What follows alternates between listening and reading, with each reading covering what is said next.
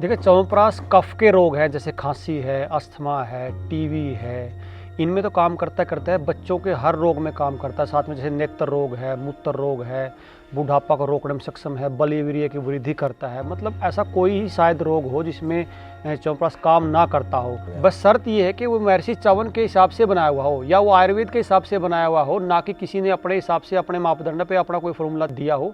इस तरह का मतलब कोई जो घरेलू कोई फॉर्मूला, ऐसा कोई शास्त्रोक्त फॉर्मूला हो तो निश्चित ही काम करेगा इन बीमारियों में।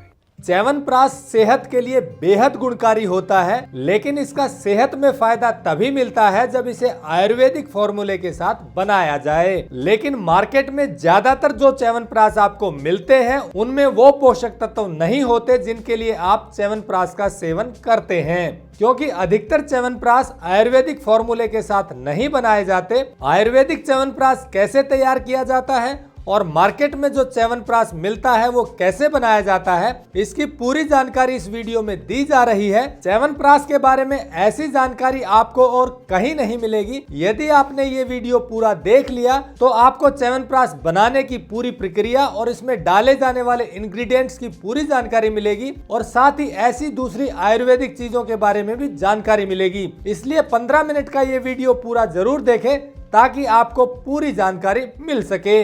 नमस्कार दोस्तों, टेक्निकल फार्म में आपका फिर से स्वागत है। मेरे हाथ में है च्यवनप्राश और मेरे साथ है किसान सुशील नरवाल जी।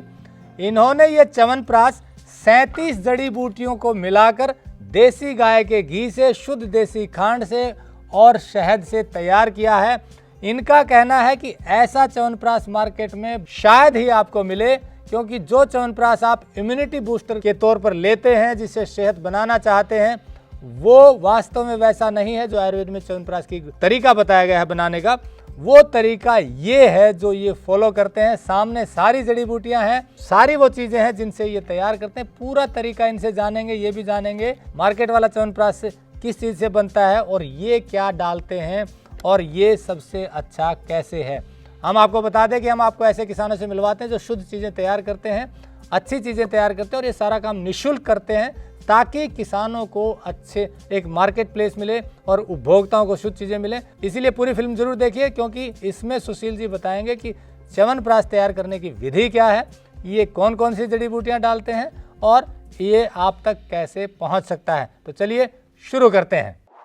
टेक्निकल फार्मिंग चैनल को सब्सक्राइब करें और बेल आइकन भी दबाएं ताकि आगे आने वाले वीडियो की नोटिफिकेशन आपको मिलती रहे। नमस्कार सुशील जी। नमस्ते कुलदीप जी। सुशील जी, जो आपने बताया कि ये जो च्यवनप्राश है ये आप कह रहे हैं डिफरेंट है और ये वो पद्धति फॉलो की हुई है जो आयुर्वेद में बताएगी। दर्शकों को बताइए कि क्या क्या इसमें डालते हैं, क्या पद्धति है और आपका च्यवनप्राश डिफरेंट कैसे है।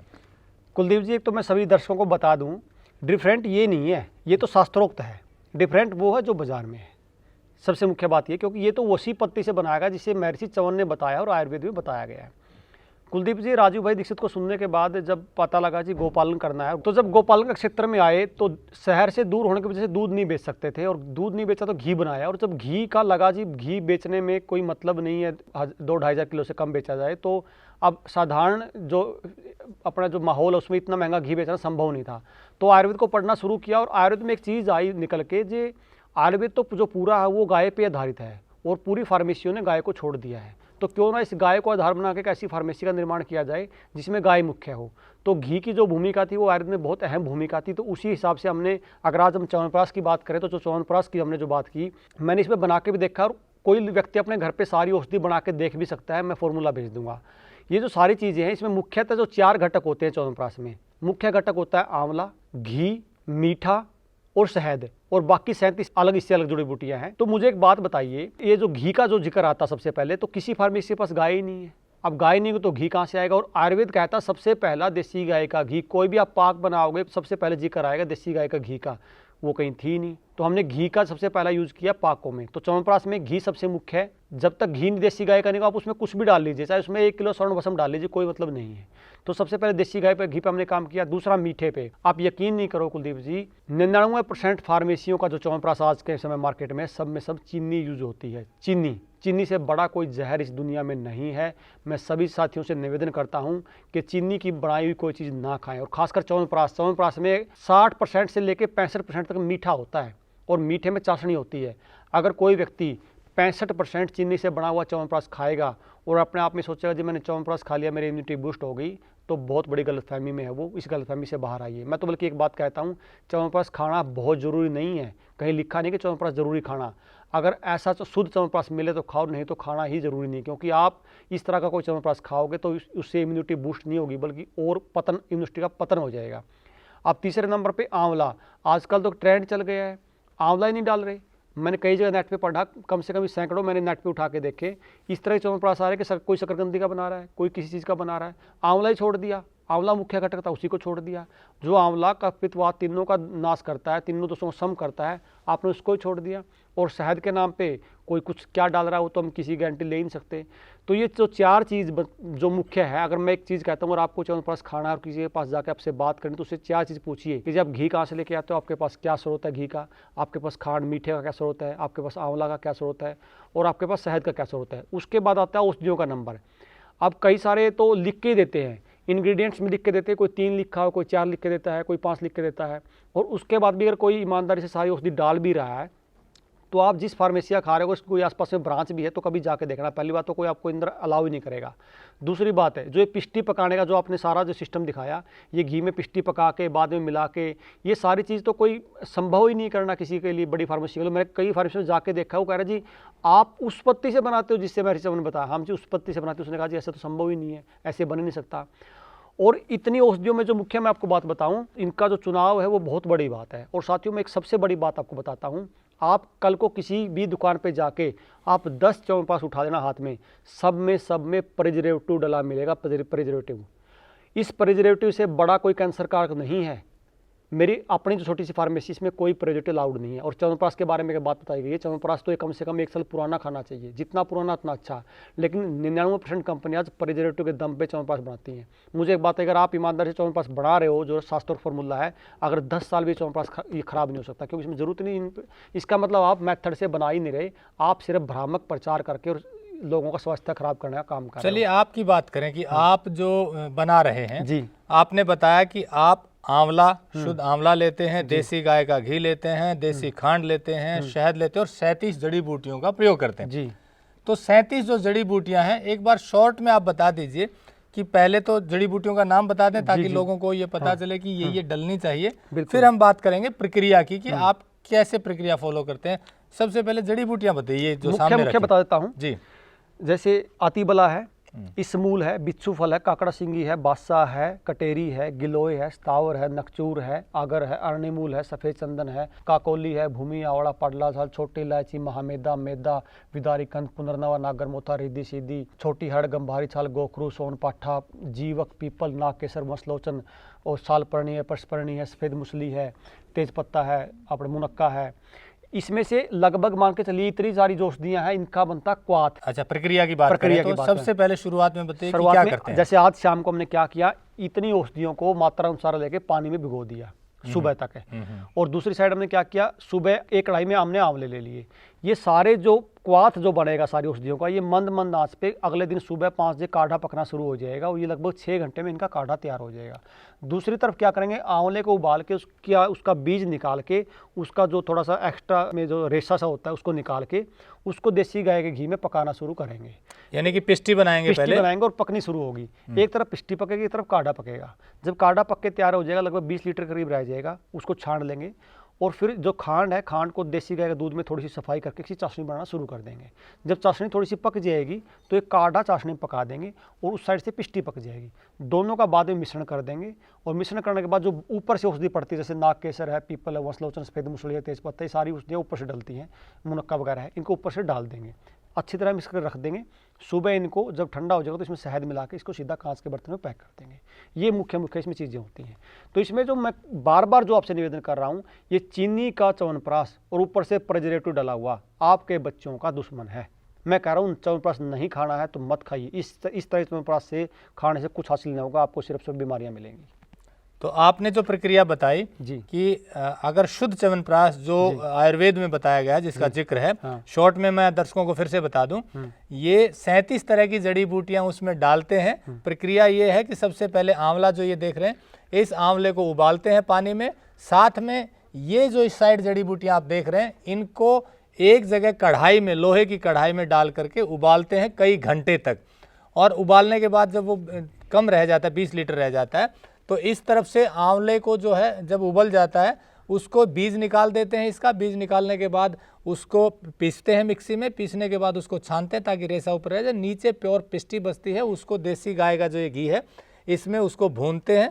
उसके बाद देसी खांड की चाशनी बनाते हैं, दूध मिला करके उसमें दूध से सफाई करते हैं, और चाशनी बनाने के बाद काढ़े को चाशनी में पका देते हैं और फिर दोनों को मिलाते हैं, दोनों को मिक्स कर देते हैं। उसके बाद ये जो इन्होंने औषधियाँ बताई, 4-5 औषधियाँ ये डालते हैं, और उससे ठंडी हो जाती है चीज़ें सारी, फिर उसमें शहद मिलाते हैं और मिक्स करके ये देखिए आप ऐसा च्यवनप्राश तैयार कर देते हैं। ये च्यवनप्राश मैंने टेस्ट किया, जैसे मैंने पहले बताया, बहुत टेस्टी है, डिफरेंस साफ नजर आता है। और हमने पहले पता किया कई लोगों से कि ये जो कह रहे हैं क्या वास्तव में वैसा करते हैं, तो कई लोगों ने बताया कि पिछले कई सालों से ये शुद्ध चीजें तैयार कर रहे हैं, किसान है। कुलदीप जी, एक चीज़ मैं इसमें ऐड कर दूं, देखिए इसमें किसानी, जैसे मान लीजिए ये आंवला है, ये जो वो आंवला है जो महर्षि चरक ने भी कहा कि आंवला जो लेना आपको लगभग 10 से 12 ग्राम का, मतलब उसने आज से 5000 साल पहले ये बताया था कि आंवला जो आपने लेना देसी लेना।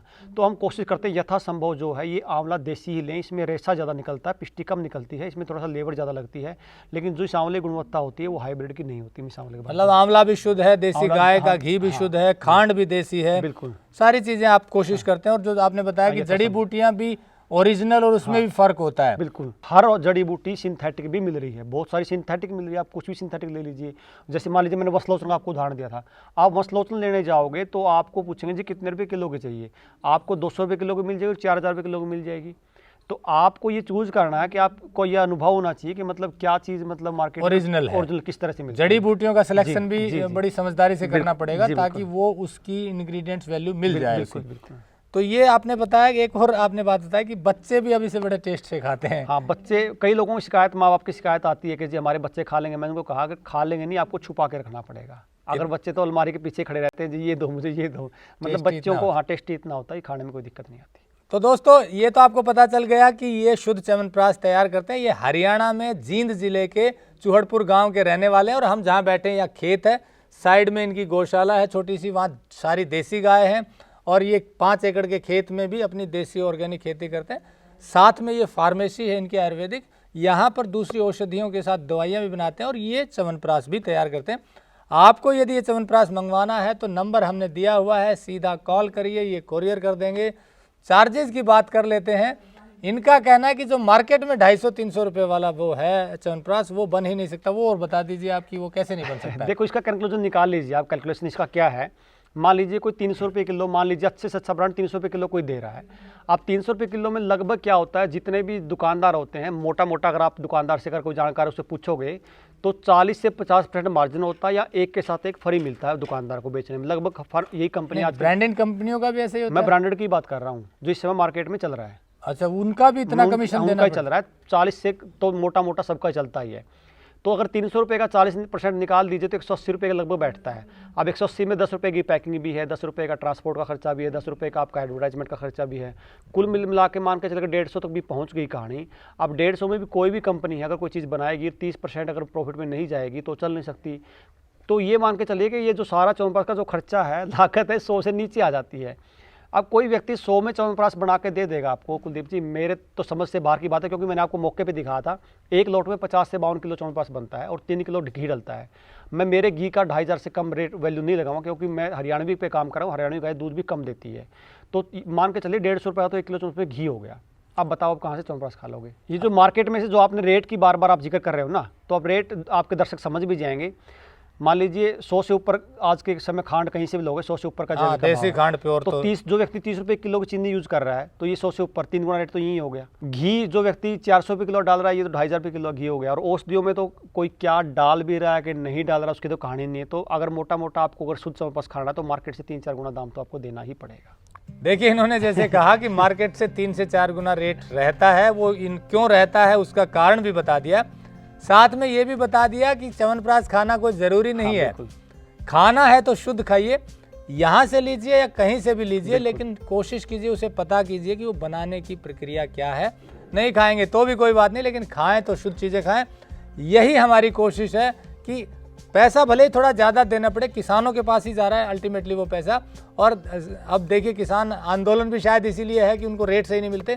तो थोड़ा सा रेट अगर अच्छी चीज़ों के लिए देना भी पड़े तो वो हम बाकी चीज़ों में कटौती करके दे सकते हैं अगर अच्छी चीज़ें खाना चाहते हैं। इसीलिए अगर आपको च्यवनप्राश मंगवाना है तो सीधे इनसे मंगवा सकते हैं, नंबर दिया हुआ है, रेट भी आपको यही बता देंगे। आगे भी हम आपको ऐसे ही किसानों से मिलवाते रहेंगे जो शुद्ध चीज़ें तैयार करते हैं, क्योंकि हमारी कोशिश है किसानों की जो अच्छा काम कर रहे हैं, जो शुद्ध चीज़ें तैयार कर रहे हैं, सीधी पहुंच उपभोक्ताओं तक हो। इससे दोनों का लाभ है, किसान को अच्छा रेट मिलेगा और आपको शुद्ध चीज़ें मिलेंगी। जुड़े रहिए टेक्निकल फार्मिंग से, और भी किसानों से आपको मिलवाते रहेंगे। नमस्कार, जय हिंद। जय हिंद। अगर आपको यह वीडियो पसंद आया है तो ज्यादा से ज्यादा लाइक और शेयर जरूर करें। साथ ही चैनल को सब्सक्राइब करना ना भूलें।